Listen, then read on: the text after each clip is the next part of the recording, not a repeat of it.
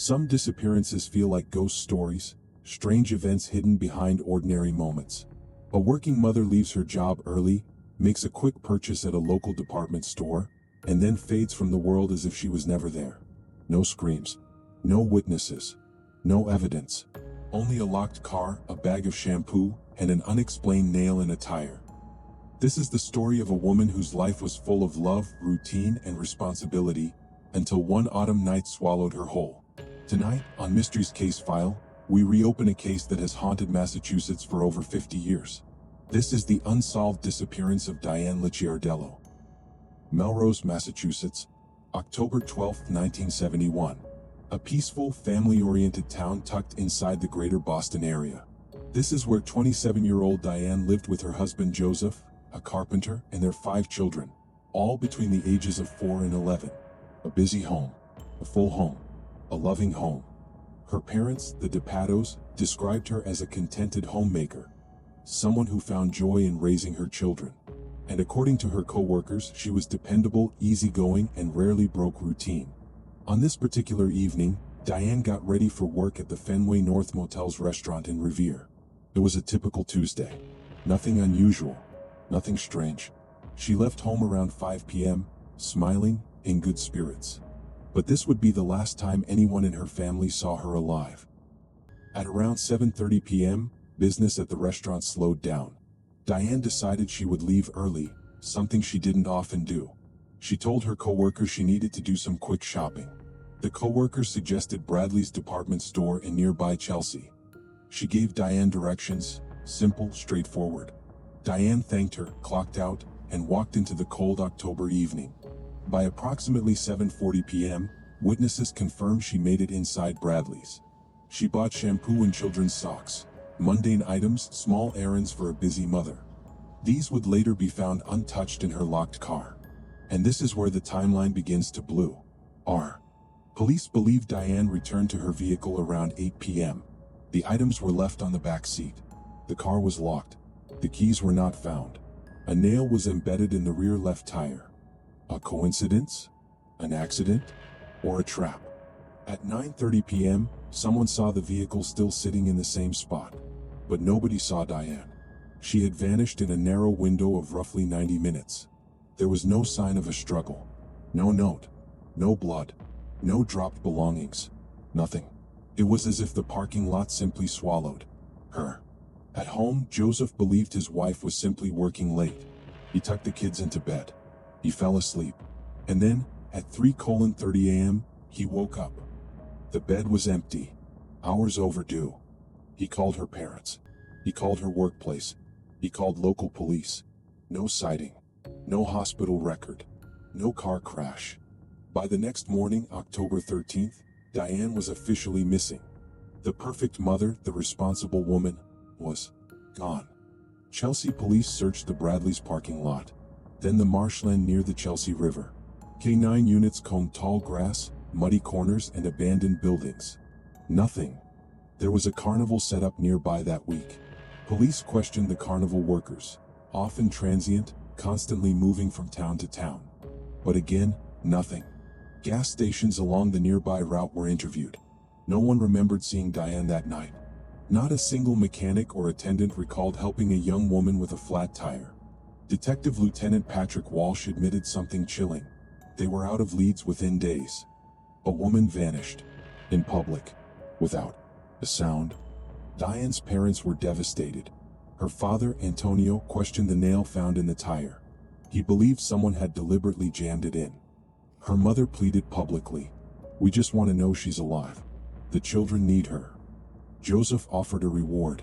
No questions asked. Just bring Diane home. Their children cried every night, asking where their mother had gone. And yet, days turned into weeks. Weeks into months. Months into silence. By December, investigators declared their search exhausted. The case was cold, much colder than the autumn night. She vanished. The disappearance of Diana Licciardello frustrated investigators from the very beginning. There were no signs of robbery. No signs of a struggle. No eyewitnesses who saw her leave the store with anyone. She vanished in one of the busiest retail centers in Chelsea, yet nobody heard a cry, a shout, or a call for help. Investigators had to ask themselves a difficult question. Was this a planned disappearance? Or was this a targeted abduction? The people closest to her pushed back. Diane was deeply connected to her children. She had no history of depression, no secret life, no hidden relationships. Everything pointed to a woman who planned to go home, tuck her children in, and continue her normal life. She simply had no reason to run. One of the most debated details in this case is the nail found embedded in Diane's rear left tire. Police initially believed she accidentally drove over it, parked the car, and left the vehicle for help. But her father strongly disagreed. He believed the nail was intentionally forced into the rubber, that someone wanted her stranded, that someone created the perfect scenario for an abduction. But even this raises questions. Why would she lock the car? Why leave her purse inside? Why wouldn't she walk directly back into Bradley's, a brightly lit store, to ask for help? One detail haunts the timeline.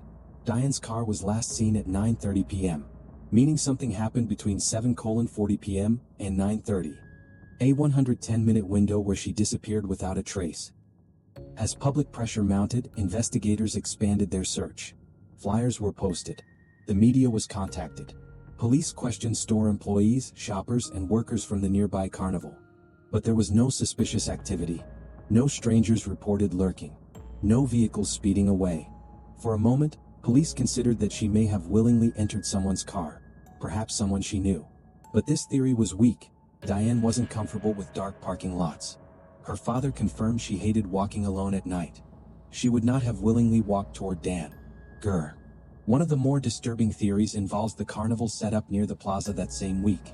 Traveling carnival workers were often difficult to track, moving from town to town without a fixed address. Police interviewed those who were still present. But many workers had already left Chelsea by the time the investigation began. Could someone from the carnival have been involved? A stranger passing through, with an opportunity, and the perfect cover to disappear? No physical evidence connected the carnival workers to Diane. But the possibility of a transient predator remains one of the darkest G theories.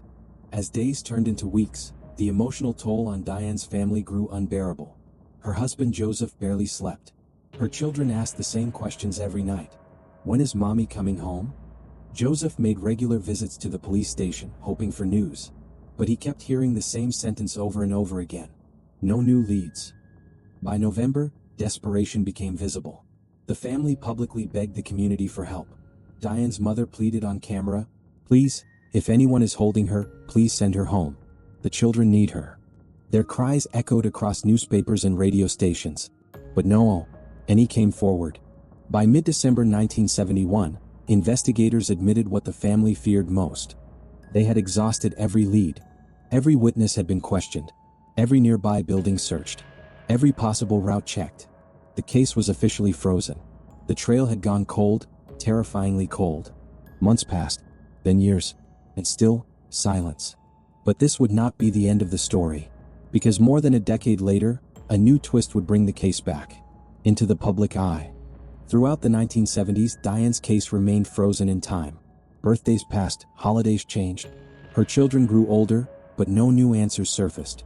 For the Licciardello and DePato families, every phone call, every knock at the door created a spark of hope, only to crush them moments later. Detectives retired. Files gathered dust. But Diane's absence never faded.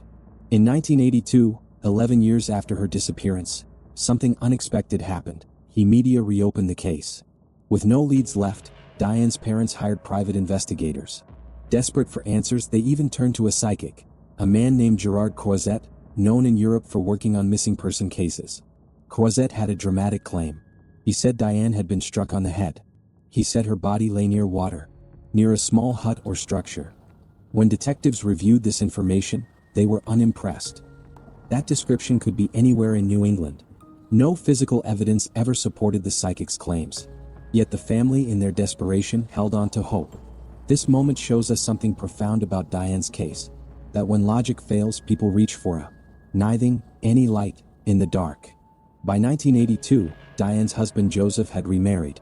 2 of their 5 children were now in college, building independent lives. When asked about Diane, Joseph spoke openly but cautiously. "It was a long time ago, and it was quite the adjustment. I've tried to move forward." His words were honest, but beneath them rested decades of emotional scars. The children never forgot their mother, but they learned to survive without her. So, meeting they should never have had to do. In the years that followed, unidentified remains surfaced in different states. 2 of these were investigated as potential matches for Diane. Rockingham County Jane Doe VA, Winchester Jane Doe VA. Both were eventually ruled out. But these investigations raised an important question. Did Diane leave Massachusetts? Or was she taken far, far away? Some believe she was moved across state lines, making it harder for local police to track her fate. But these are only theories, and theories need evidence. To understand this mystery, we must revisit the crucial timeline, the final known moments of Diane's life. At around 7:30 p.m. she left work early. By 7:40 p.m., she was inside Bradley's buying children's socks and shampoo. Her car was seen locked with purchases inside. By 9:30 p.m. her car was still there, but she wasn't. A flat tire with a suspiciously embedded nail hints at sabotage. A dark parking lot near a traveling carnival suggests opportunity. Her fear of nighttime walking contradicts the idea she left voluntarily. Whatever happened fast, happened silently, and happened with skill. This does not look like the work of an inexperienced opportunist. It looks like the work of someone who knew how to control a situation quickly. Over 50 years later, investigators, armchair detectives, and true crime enthusiasts continue to ask the same question. What really happened to Diana Licciardello? Let's break down the major theories. Diane entered the parking lot at a vulnerable moment. A skilled predator could have been watching. Carnival workers became a focus, but no evidence ever surfaced. This theory remains possible, but terrifying. Her father believed the nail was jammed into the tire deliberately. If true, this means Diane was targeted, not randomly chosen. A person waits until she returns from shopping. This theory is raised occasionally, but 1971 trafficking operations were not common in suburban Boston areas.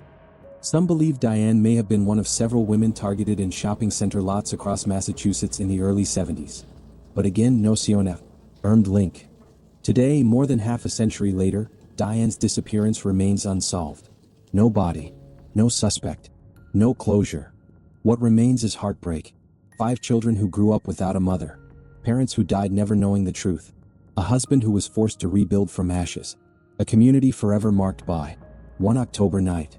Some mysteries fade with time, but others never stop echoing. On October 12, 1971, in a busy shopping plaza in Chelsea, Massachusetts, a loving mother of 5 vanished in less than 2 hours. She never made it home. She never tucked her children into bed. She never saw her family again. Her disappearance is not just a cold case. It is a wound that time has never healed. Somewhere out there, someone knows what happened. Someone remembers. Someone saw something. And until the truth comes out, Diane's shadow remains. A silent figure lost between 2 worlds. This has been Mysteries Case File. If you have any information about the disappearance of Diana Licciardello, contact the Melrose Police Department. Her story is not over until she is found.